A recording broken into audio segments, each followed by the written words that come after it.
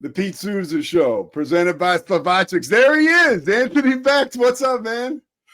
My man, Pete, what's up? It's been a long time, brother. Man, it's been too Congrats long. on For everything you've people been doing, man. I've loved to, I've watched your journey through the media, landscaping it, and man, I'm impressed, dude. So congrats to you, man. It's always good to see Catholic League guys do well. That's for sure.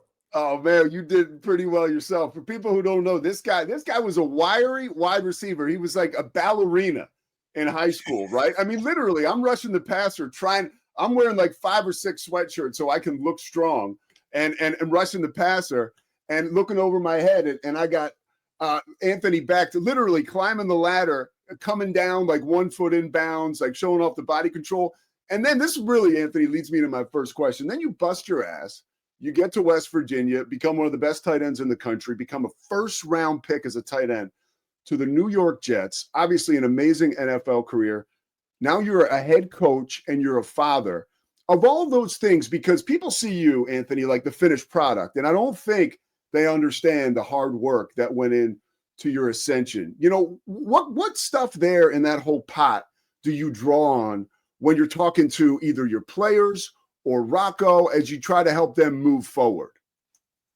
Yeah, that's a great point. As you were saying that, I'm like, man, people just don't see the grind. They only see the end result.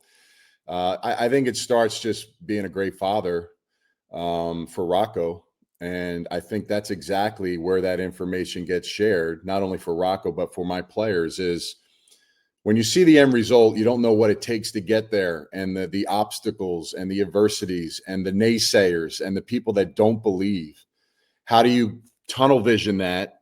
How do you put a plan in place? And I didn't have all the answers, Pete, when I was coming through. I had to learn a lot. I didn't have an NFL father or somebody, a former first-round pick, to tell me those things, but I also drew from my dad and my mom and everybody around me.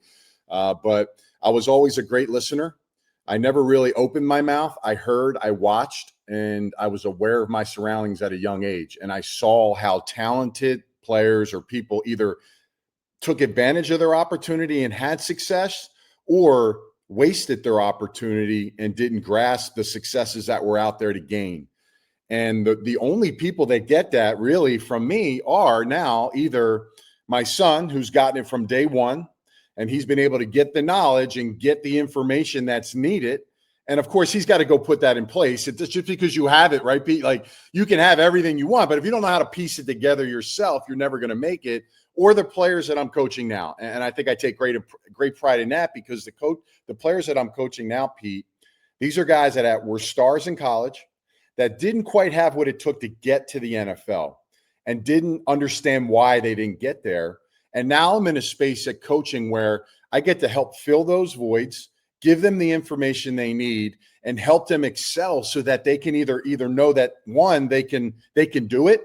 Two, they have justification on, well, maybe this is the highest level that I can do it at, and fill the voids and holes for them so that they can take it to the next level. And we've been able to do that for 25 plus players over the last 3 years, get into a camp and at least get that chance, right? At that point, it's on them. I can't do it for them, but I can definitely help them. So that's why I'm so passionate about those things. But you're right. Like, I didn't go on spring break. I didn't do the things that a lot of college kids and things did. I sacrificed precious time in my life to help succeed and get to a goal that ultimately there was no guarantee for me that I could get there.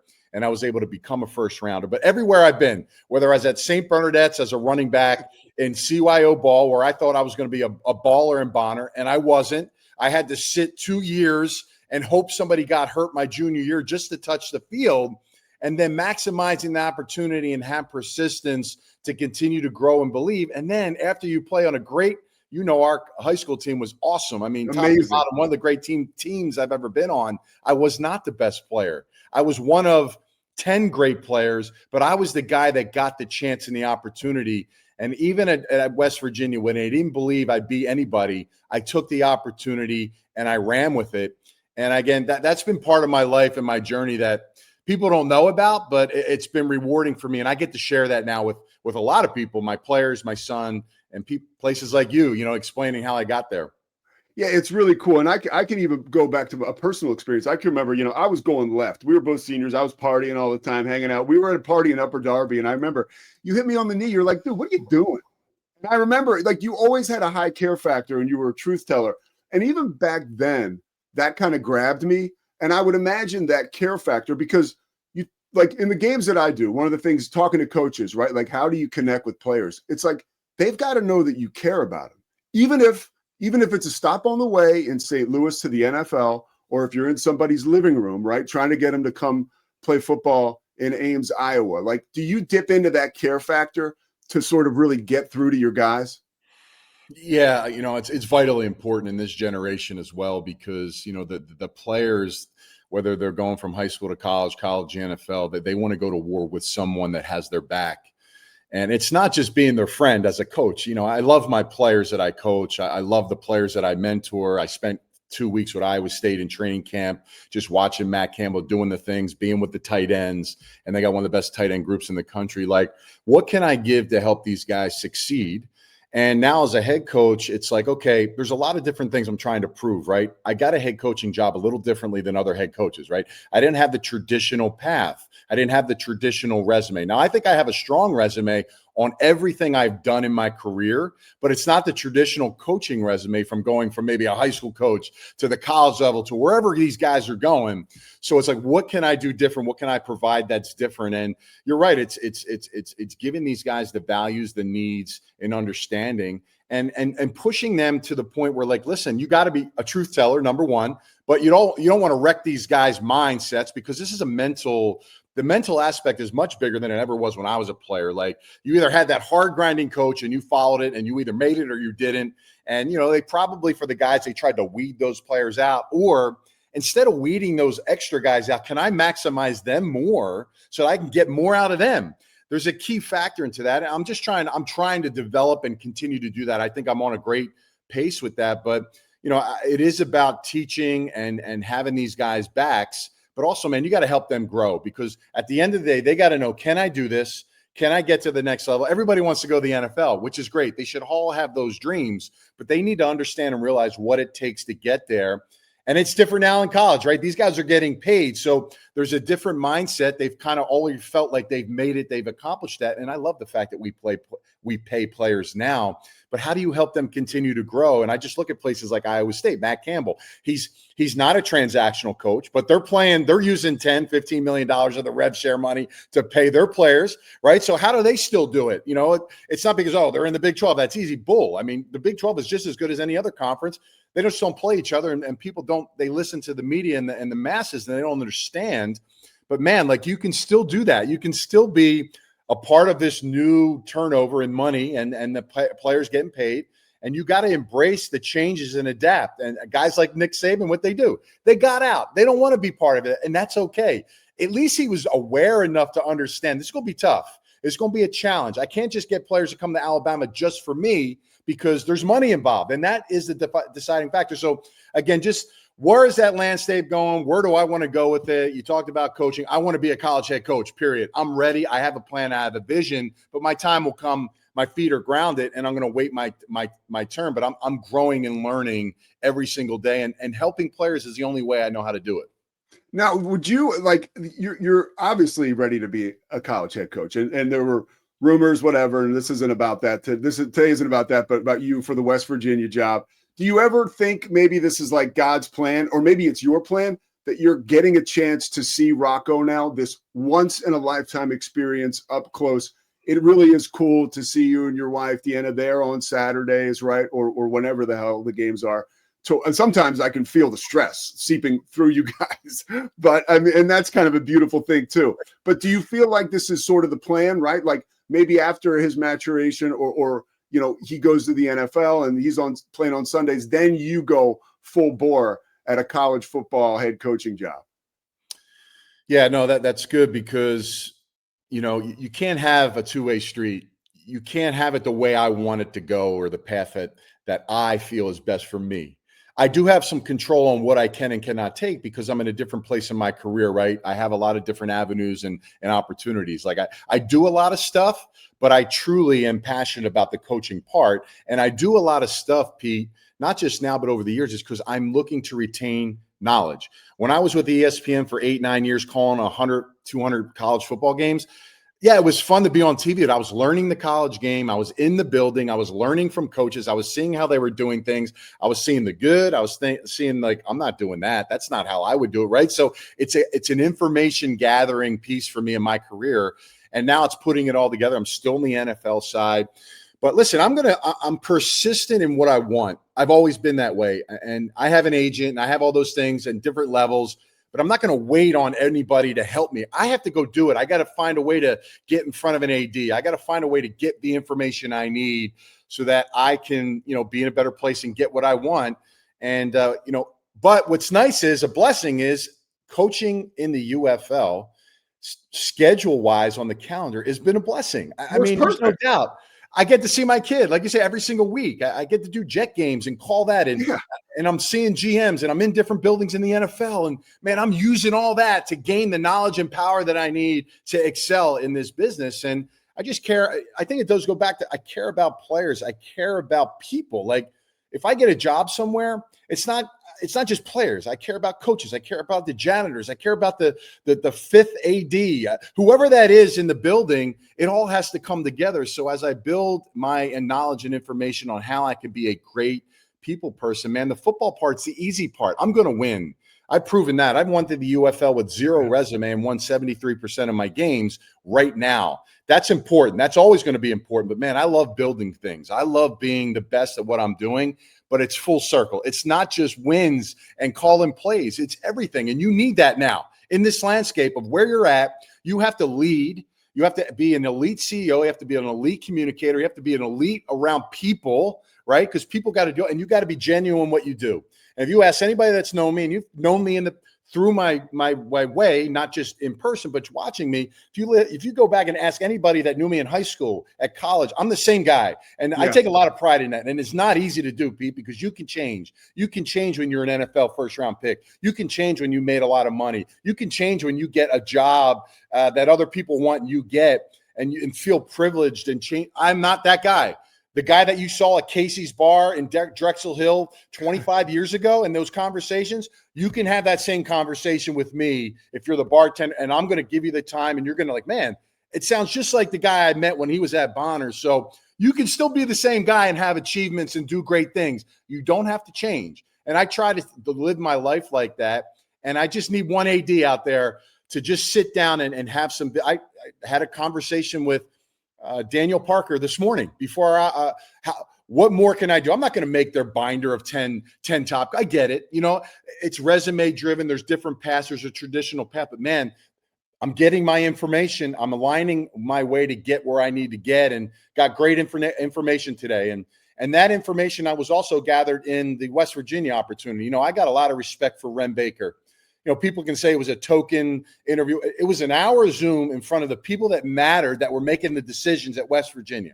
And I got an hour to sell myself. And it may not have been the right moment for them to hire me, but man, I learned a lot. And I respect the hell out of Ren Baker at West Virginia for giving me that hour, because, it got acknowledged. Schefter was able to post something about having that interview. Those things are powerful, and I draw from that. And I'm blessed to get the opportunity. And I pray for Rich Rod to have a great career. I want West Virginia, my alma mater, to be great, but I also am very thankful for the opportunity, because I'm just trying to learn and grow, even if it's just an hour Zoom. Yeah, Ren is the man. And honestly, I thought it made perfect sense for you to get that job. But like you mentioned, the opportunity, the experience. Last question on your coaching, and then I want to ask you a couple football Big 12 questions, and I'll let you get out of here. What is your number one selling point to an AD? You sit down, you talk to an AD, and you don't ever want to be a salesman. I think someone like you can just be yourself. But what does that conversation look like? I think my experiences, being a coach, being a former player, having a son playing at an elite level at the college, at the quarterback position, being in the media, in my relationships with people, I think it's a change now, right? So the coaching stuff that I'm doing now is the stamp on, can I lead? Can I coach? Can I win? Can I do it with maybe the lesser resume of a traditional coach? I'm showing that. Can I lead people? I think I'm a lead at that. There's no question about it. There's players that want to play on my team that aren't on my team, that are on other teams. That's great. And I can't have them all on my team. I try my best. Can I recruit? I got to recruit my players to come play for me. I have to recruit them on not signing a futures deal in the NFL, crushing maybe that dream and buying into what we're doing so that they can build themselves up to be a better player so that they can bet on themselves to get another chance with other teams in the NFL. So that's a part of it. You got to have a partner. If you're an AD, you got to have somebody that's aligned with what you want to do. I'm all about it. You know me, like I'm not like a Twitter, but I use social media. I think I look at Matt Rule. Let's use him as an example. I don't know how many games Matt's going to win, if he's ever going to get where he wants or Nebraska's going to be. But, man, he is building relationships with his audience, his parents, his players, and he's getting a lot for it. I've been doing that for 3 years. Like, everything we do is on content, social content. I use that as a platform because people need to see what I'm doing. They need to see that I genuinely care about the players and the people that are around me and that I can be a great partner. And also the other side is, let's just say G5 jobs or whatever. These guys need to raise money a little differently. They need a real partner for that, right? So I'm a guy that can sit down and have those conversations and help, kind of feed into that, right? Because that's ultimately the goal. Like, how do these G5 schools stay up with the Joneses? It's hard, right? They're not getting it. They're not getting the same dollars as the big schools. They're not in the big TV deals. So they got to do it different. So let's get in a car and go talk to 25, 30 different people that haven't given anything, and let's sell the vision and the plan, right? So, like, you got to have a great partner, but the football stuff's the easiest thing I can provide for the school. That's easy. And the coaching staff is going to be elite. Like, I got coaches on my staff right now. I scratch my head, Pete. Why are they with me? Like, because they deserve to be in the NFL and college. So those are just some of the small things, but you got to feel me, touch me, and see me. You got to bring me in, and we got to talk about it. And, I'm going to make it hard for them to at least let me out the door. That's the goal. And if you mentioned that platform, you use your platform, it is kind of a vibe around St. Louis right now. And you're a part of that, right? Like off the field, which is sort of what we're talking about now. I want to ask you about Rocco on and off the field. His development has been really enjoyable for all of us to watch. I mean, it's now risen to an elite level. What have you been most proud of on or off the field to watch him develop? Well, he's crushed anything at his point in a career in college, at that point where I was at that point in my college career. I didn't have the answers. I wasn't a quarterback. No one cared about the mistakes I made. I will say this: he is mentally strong.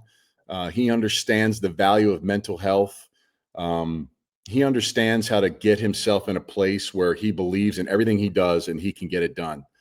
I listen to a lot of Tom Brady and some of the words that come out of his mouth. And listen, Tom Brady's the elite. He's different, but you have to have certain traits at the quarterback position that separate you. And if you're just going to look at stats, and he's got great stats, if you're just going to look at wins and losses or whatever that may be, and they win a lot of games, you got to be able to do a lot of other things when you play quarterback at any level, in particular power forward. And if you want to be in the NFL, you got to have certain intangible factors that separate you. And I think that anytime someone will sit down with Rocco and they get to know and understand what his mental makeup is, that will be the deciding factor on where he is. And he's done that on his own. I've guided and helped. My wife has guided and helped. But if you don't have it, then you don't have it. And that's okay, because not everybody has it. But that in that position, you need it. So I'm proud of that. I'm also proud of the person he is off the field. When you get money and you get these different things, you can be very different in life, and you can be, you may not give the time to others and take those moments. I've always been someone that has given time to people, because it's genuinely something that if I didn't have the accomplishments that I had, no one would talk too much about me. We would just be talking about Bonner stories and Carroll stories, right? And that goes away. Nobody knows that. But man, I genuinely love the conversations when people like come up to me and like, oh, doesn't that bother you? Like, no, man, like I may help somebody in that moment. I don't know what's going on in that person's life. And I just think for me, like, that's Rocco, man. Like, whether it's a kid, a parent, a recruit, somebody that comes up to a restaurant, he genuinely takes time to look in your eyes, listen to your conversation, and give you a real answer that matters in your life. And he's touching a lot of people because of that. That's genuinely what me and my wife love. He's an elite player. He is going to accomplish whatever he wants in his life. Do I think he's the best player in college? Do I think he's a number one? I do. I know what he's about. People have to learn and understand what he is and what he's about to get that vibe. And when they do, they'll have their chance. But where he's at now in his career, it's a blessing to sit back and watch him. And it is nerving. I don't get nervous about anything, but when you're in the stands and I have no control, my wife's hanging on my arm because she's stressed out. I'm trying to keep a clean face because I know I'm the biggest guy in the stands. The camera finds me always, Pete. So I got to keep a steady face. People are like, smile. I'm like, I don't know when they're catching me, right? So it just is what it is. But I'm proud of him because he's done it himself. You don't teach people their mental mind makeups. They have to go about that, and they have to build on that. And I appreciate the support that coaches and at Iowa State, player personnel, people that have been around him, Chad Pennington, my friends, guys that have helped him develop that, because ultimately that's what separates you from being just a good college quarterback to being an elite one. And it's been awesome to watch, man. I'm proud of him. And I wanted to slow down. I don't want, it goes fast. I told him the day I dropped him off, Pete, I'm going to snap my fingers. You're going to be a junior, a senior. And I don't know where you're going to be or what you're going to do, but it's going to go. And I look at the clock, the second quarter's there. It's half. Man, like, slow down. Like, I want to see more because I know these are the best years of his life, and he's embracing it. That's when you know you're watching like something you love, right? When you do that, you check the clock, and that's, you're literally on the clock with this pure joy. One thing you mentioned about him connecting with coaches and people in that building, for Taylor Mauser to say, I die for him. Like that quote early in the year, I was like, damn, but that clearly says something about the man. But I think also it says something about what Rocco's doing in that building, like the lonely work. Like what is he doing to give him that extra advantage on game days? Because clearly something's going on there. Well, listen, I can only speak for my son, but I also know that there's a lot of quarterbacks across the country that work hard and do things behind closed doors that nobody sees. I just know that Rocco's process is very regimented, and he gets and understands what he needs to do. And it starts, Sunday morning after the game. Like, you gotta digest criticism. You got to be able to understand your faults, and you got to understand how to take coaching. And then after that's done, the second half of the day, you got to close the book, find the answers, and start on Arizona this week, right? That night, right? And you got to be able to have mental clarity and not let it bug. And because even if you play a great game, Pete, you always have something, right? If you win a game and you wake up the next day and you are not completely worried about the next day's meeting because of 3 or 4 things you just knew are going to show up and it may embarrass you. Like, if you don't care that much about it, then man, you're in the wrong profession, because that's when you learn and grow the most. Because if you win and you get through it and you're not pissed off about some of the things that happened that you got away with or unscathed with, then you're never going to take the steps and strides of being a great player and a great performer. So, and then bam, Chad Pennington and myself, Chad, obviously an elite quarterback, man, the guy can coach anywhere he wants. He chooses to coach his kids in high school, and he's got 3 excellent sons that are playing quarterback for him in high school that are graduating. But him and me, we've come up with like this 26-point oil change inspection, right? All those different things they do to fix a car when you bring your oil. There's things as a quarterback you have to learn and understand and have answers for on Monday, Tuesday, Wednesday, Thursday, third down, third and short, break it down. If you don't have those answers, Pete, and you're the quarterback, you are not going to be playing well in the football game. So what are those things? And then he's got the guidance of his coaches. Did you have a conversation with your OC? Did you sit down with him after the game and talk through the plays and the ups and downs? Did you have one at the end of the week as you're getting ready? So like all these different things that you have to do, you cannot leave the building until you have those answers down. And he doesn't do that. And, look, you have kids, right? We got Life Lock, Life Alert 360. I know when he leaves the building, and I know when he gets in the building. And it is the same every single day since he's been there, whether he was a starter or not. And then you talk about Coach Mauser, man. Like, there's no better coach that he could be around more than Taylor. Taylor is authentic. Taylor has a player's mindset, but he also has no ego, and he's selfless. And he gets guys to run through a wall for him, and he understands. Like, he's the first one to tell Rocco, no, That's on me. That's my bad. That's a bad, like, but Rocco's going to do the same thing. So that relationship, ultimately, how can you not have success when you go like that, right? Even Coach Campbell, those conversations he has with Coach, like Coach listens to him.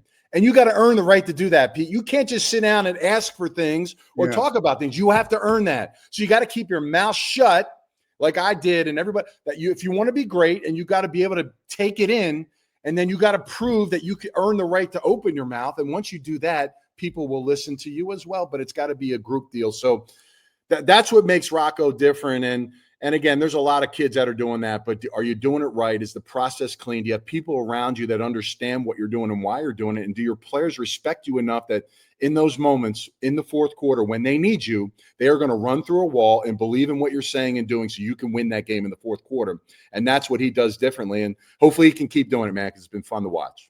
All right, last football question and last question overall. What's the ceiling for this Iowa State team? Nobody knows it better than you. I mean, you're flirting with the college football playoff appearance last year. That's a ceiling. I know those guys want to break through and absolutely can, but for somebody who sees the team all the time, what are your expectations? That's up to them to decide. Are they good enough to run the table and go undefeated? Yes. A lot of teams can say that. Are they good enough to win the Big 12 championship, get back to where they want, have that chip on their shoulder, and want to get where they? Of course they can. They have the players, they have great coaching, but ultimately, man, you got to take care of business every week. The Arizona Wildcats are coming to town. This is your championship game. And I talk about this with my players.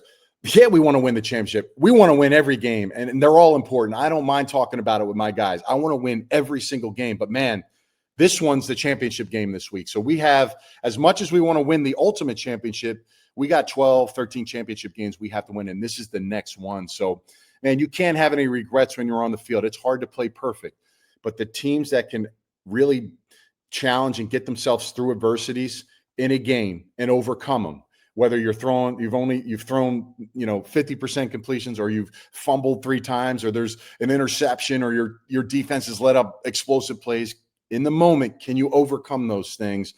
And that's what it's going to come down to, because teams aren't going to play clean every single week. It's who overcomes it. And I think the one thing about Campbell that in my 2 weeks of spending time is, man, all they talk about is all the adversities that are going to hit. Now, they may not have hit yet, Pete, but if you prepare your team for those adversities, they understand how to overcome them because they have answers. You give them those answers to those problems. Then the players have to go out there, and you're talking about 18 to 21-year-old kids, right? Like, these guys are young men growing. These are hard circumstances to overcome. The mentally strong can get to those places better, and Campbell does a great job there. And Rocco is a great mouthpiece for that because he believes in that. He believes he can overcome a pick six. He believes he can overcome a crappy 3.5 quarters of football and do it in the fourth quarter. And those teams that have that, when they're in those moments, they will succeed. And that's why I lean on they can do it, because they are mentally strong enough. They have the guidance to do it. And it's up to them to make those decisions, to do it in those moments. I can't predict the future, but I know they have it in them to do it. And I'm excited to watch every single game that they play and hope they can get what they want, because they're only going to get what they put into it. And that's what we'll see as the season goes on. You mentioned a great little inside football or basketball. I'm lucky enough to do a lot of Big 12 hoops. And so you talk to TJ Otzelberger, and they're always doing very well. So a lot of times the conversation will always go to, I got to get these guys ready for when something goes wrong. Like that's the number one thing, because something will go wrong no matter how high we're riding. And how do you respond to that? By the way, one more thing, dude. So you were in New York for 10 years with the Jets? No, I played 5 seasons and I went to Tampa. Okay, 5 seasons in New York. You are tailor-made for the media. I mean, to handle the media, that should be seriously. Well, it was number one, Pete. I did that I still do a little bit of it, but listen, I'm a competitor. I mean, dealing with the media in New York, answering those questions. Yeah, no. You know what that's like. You're right. No, there's no doubt. I can, and I talk to a lot of them every single week. I know, well. Listen, if you can survive that media, you sure as hell can survive anywhere else in the country, let alone maybe places like, Ames, Iowa, who does a great job, but it's just different. But listen, that's a part of it, right? So those are experiences that I have that are tremendous assets to have, because that matters in a certain aspect of coaching. guys say the wrong things all the time, right? So I'm not an expert at it, but you got to have that experience. And that's why I got into the media first, because it wasn't my time yet. I had to learn and grow and do some things. And that's just one of the boxes that I can bring in those moments. So yeah, I love it. It's great, but I do want to be a coach.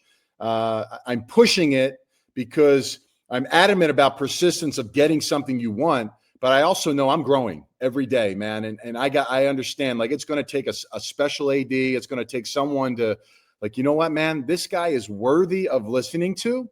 And I just want to be listened to. I don't want the job. I don't want you to do me a favor. I don't want you to give me a handout. I want you to just listen. And if it's not good enough, I can sleep with that the next day. And you can too, but you only know and learn if you hear it. So it's going to be it will happen. When it does, I don't know, but I'm going to keep pushing myself to be great every single day. But I love where I'm at. I love what I'm doing. Getting to talk to people like you, spread my message, and talk about ball and life is awesome. So congrats to you, man. Like I said, man, this is great, and I appreciate the platform. Dude, congrats to you. And by Anthony Becht is, as the kids would say, a real one. After when I got sober, I had like a radio station I was working at in Springfield, Massachusetts, and I got you. You did it. You did a telephone interview with me. And what were you doing? You were playing Madden with Rocco when we called you. So oh my gosh. It's a beautiful thing, dude. Anthony Becht, man, dude, I know I'll see you down the road. And yeah, man, you're the best. I so appreciate the time, dude. You got it, Pete. Appreciate it, man. Go Cyclones. All right, man. There he goes, Anthony Becht. Just a true pro on and off the field. And I've been telling you guys forever how amazing of a dude he is. And you get to see it right there, face to face. So, I mean, you want to wish him luck, but it's almost as though he doesn't need it because of the way he lives and all the intel he has. But yeah, man, real cool to see awesome people succeed. And yeah, look forward to seeing Rocco succeed, right? Big game. He mentioned it for the Cyclones coming off a bye against an undefeated Arizona team. So a lot at stake on Saturday. We're going to step aside and come back. The Pete Souza Show presented by Slovacics. We're going to bring in old Scotty Swingler, talk about the Cowboys, talk a little bit about Baylor. And Scotty is riding high about Indiana and Georgia Tech. We'll be back after this, the Pete Souza Show on the Rogue Media Network.